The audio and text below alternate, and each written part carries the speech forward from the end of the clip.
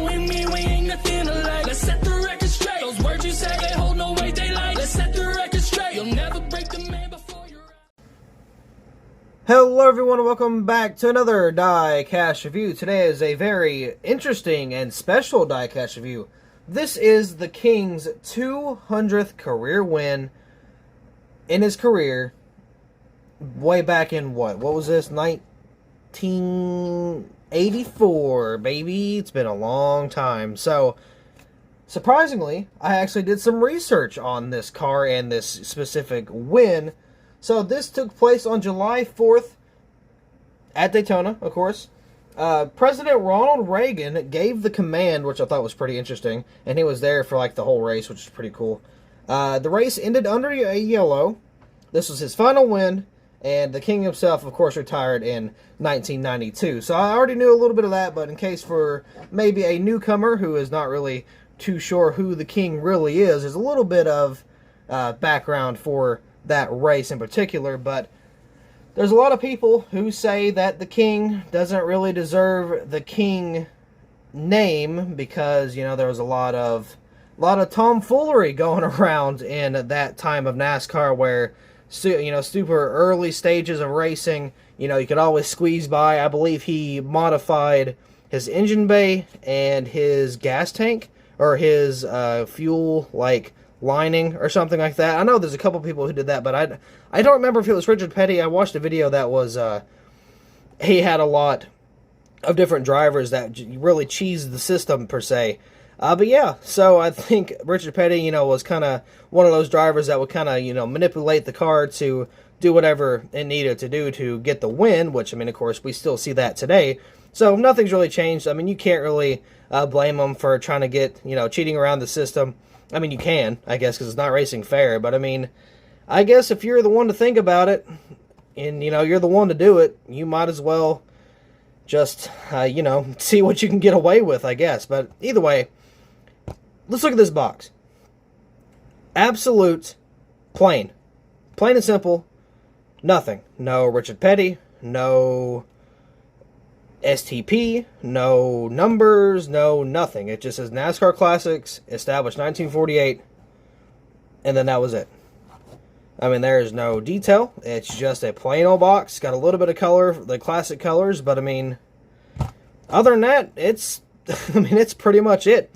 And is it just me, or does the car look super low in terms of, like, how it's set in here? I don't know. Maybe it's just me, but it's weird because, like, we got a blue interior and everything, so let's go and get this bad boy out of the box because I'm really intrigued to see what type of detail is on this car. Here's the diecast out of the box, and holy crap. This thing has chrome bumpers. Now, a buddy of mine told me it had chrome bumpers, but I didn't think it was going to be like this chrome. He sent me a picture, but, you know, it's really hard to tell. But these things are shiny. Wow, that is like, have we ever seen that on a diecast before? Have we ever seen a shiny bumper? Bumpers, I guess. Of course, you got the chrome rims and everything. Man, that's insane. Look at that under detail. Well, not really a lot of detail, but look at just how it's laid out, man. That's crazy. It's so much different. And it looks like it's supposed to be on a base. Or maybe, well, I don't know. It just really depends. But they have a mold for a base, which is pretty interesting. And it did not come with one. So, at least I don't think so. Yeah, it didn't come with one. I don't know what that's all about. Let's go and take a look here. So, got the STP, of course, there. Got the long hood. Very, very box car-like, which I actually like these type of bodies. The Pontiac right there. So, got the 43, which looks a little shifted, but I'm not really too sure if it's supposed to be shifted like that. But, I mean, man, this interior had, like, nothing. Of course, the windshields are different. There's a blue freaking interior. The window net's blue. There's no window back here. There's no windows at all, other than, you know, the front and back. That's kind of interesting. Huh. And it's Daytona, so, you know, I would assume they ran windows, right? Like, not really too sure. Maybe Lionel just kind of couldn't fit the windows in there for some reason. Huh, that's pretty wild. Like, the closer you look at this thing, the more intriguing it gets. It's so, like, old school. I love it. Of course, you know, this is back, what, 1983, I think it said? Or 1984. I'm sorry, whatever. It's just super cool. Like, we get a brand new... Because normally you get, like, I don't know, 1992 or 1994, 1999, something like that. But this gives me hope that we can get something... You know, some of these really older, boxy-style cars. I don't think we can get senior or anything because, freaking you-know-who. But still, I mean, could you imagine the customs you could do with this specific, like, body style? If you really put your mind to it, you could make a few of these. Ooh, that's intriguing. I might, I don't know. We'll have to see. That might be something for a later date down the road. Jensen car audio. Wow, there, okay. Got a big old trunk. Good lord, that deck lid is huge. God. Now you take a look at today's deck lid. I don't have one out. But it's super, it's like a third of that size. It's insane. Of course, you got the kind of a small bumper back, or not bumper, but a spoiler back here. It doesn't really line up on that side. It kind of bugs me, but that's okay, I guess. You got STP on both sides. Of course, you got the King himself right there in the middle. Pontiac, you got the silver bumper. Looks really, really good. Over here, you got STP Pontiac Motorsports designs there. Oil treatment, curb records. Oh, I forgot about curb records. Got the Eagle there. Of course, it's in a white text, which is pretty cool. Then, of course, you got the silver rim there. A little bit of race damage. Not a whole lot, but there's a little bit of race wear. I can't tell if that's something on the actual car. That might. I don't know if that's a detail or if that's like an error. I mean, it could be either one, really.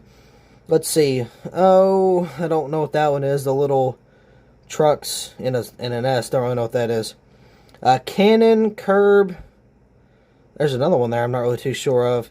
Got the 43 right there. A little bit of dirt on the bottom. Got a big old donut mark, which looks really awesome. I love how wide that is. It looks really good.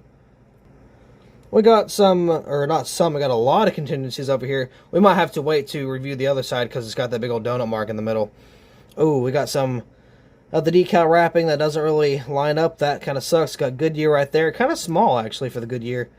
Let's see. Is that Bell, maybe? Monroe, STP, 76. Can't tell what those two are. More or so, maybe? I'm not really too sure. But then, of course, got that chrome bumper right there. Oh, that looks so good. Wow, that's pretty. And then it's weird, because on one side, it's like it's silver. Then on the other side, it's black. I don't know if that's like a damage thing. Like, did he freaking break a headlight or something? I'm not really too sure what's going on there. But it's pretty cool nonetheless, because, you know, it's different. Let's see, already read that front part. Here we go. Now we can kind of get to these contingencies more here on the side. Champion STP got a red square that should be... Oh, what was the series name at this time? Anyway, that should be the series name. NASCAR Race Car Union, Ram, TRW, Tow, Engine... No, TRW Engine something there. SR, Moog, Edelbrock, Goodies, Die Hard, Crane Cams, maybe? Or Crane Ams or Crane Cams? I don't really know. Sometimes I'll put that C in the front for both of the words and it's kind of stupid, but... See, Holly, Perfect Circle, Victor, Russell, I don't even know. 7-Eleven, we got that down there. Oh, I got a little tiny Richard Petty face down there underneath the 43. It's pretty cool. Of course, you got the exhaust back here. Let's see, oil treatment. We kind of got all that stuff there. And a little bit of whatchamacallit down there as well. A little bit of build-up. So, this car is actually really cool. I'm glad they're doing some of the more, like, classics. Now, I wish, you know, they do a little more, but it's pretty cool to get a Richard Petty, because normally we're used to getting, like, Jeff Gordon. I think we got a Waltrip before. But to get something like Richard Petty is honestly pretty cool. And not only that, in all honesty, I kind of forgot that this car was even being made. So I'll admit, I was a little surprised whenever they kind of popped this one out of nowhere, because, they announced it. They announced the 124, the 164, they even had Richard Petty there kind of holding it and talking about it. And then it just kind of vanished. Nobody was really talking about this car until it got announced. And until it got released. So it was kind of a sleeper diecast, but nonetheless, this thing looks fantastic. The Pontiac Grand Prix course, got the silver bumpers, the chrome rims, the white lettering on the Goodyears. It looks great. Fantastic. I'm really interested into seeing who picks up a 124 and to see if there's like an elite version, which I doubt it. I think it's only one scale, or not one scale, but one type of scale, I guess you could say. But nonetheless, I'm really wanting to see who actually picks up a 124 and does a full review on that, because I would be very interested in seeing the detail that went into that specific car.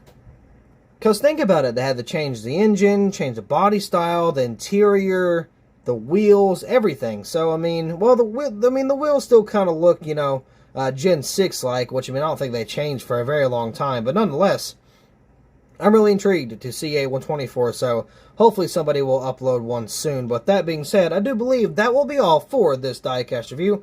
So thank you all so much for watching. I hope you all enjoyed, and I will see you in the next video.